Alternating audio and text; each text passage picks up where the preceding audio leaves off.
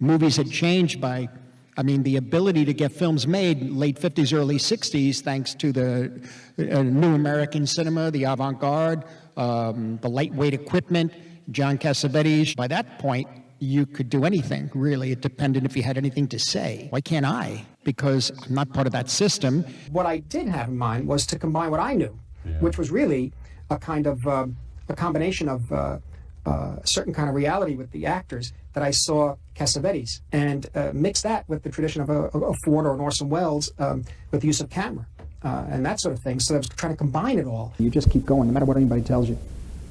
Whatever they write about you or your parents say, you got to keep going.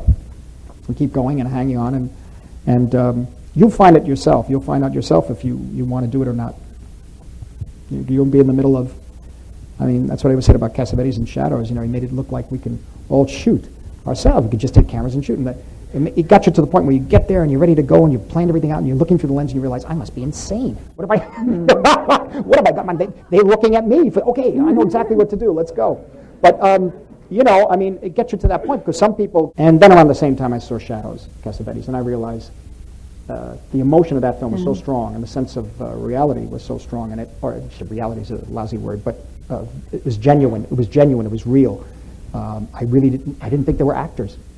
It was like the camera was in somebody's apartment, somebody's house. And it was a whole different way of life, too. It did more with Bohemians. I had no idea that I was working class, working class Italian-American family. But I knew that the emotion's there, and we saw that the camera could move, or the camera could be lighter at that time. You can actually shoot in the streets, you can shoot in people's apartments, and at the same time be influenced, or at least appreciate the grammar of film from Orson Welles on, from 41 on. Mean Streets, and I was urged to do that by John Cassavetes, who loved Who's That Knocking, which I have very, very mixed feelings about, but he liked the film a lot. He was very encouraging. And when he saw Boxcar, I showed it to him right away, Boxcar Bertha. He told me, you spent a year of your life, you know, making a piece of shit, he said. So, but first, interesting about encouragement. First he said, come here. Get on, embrace me, kiss me.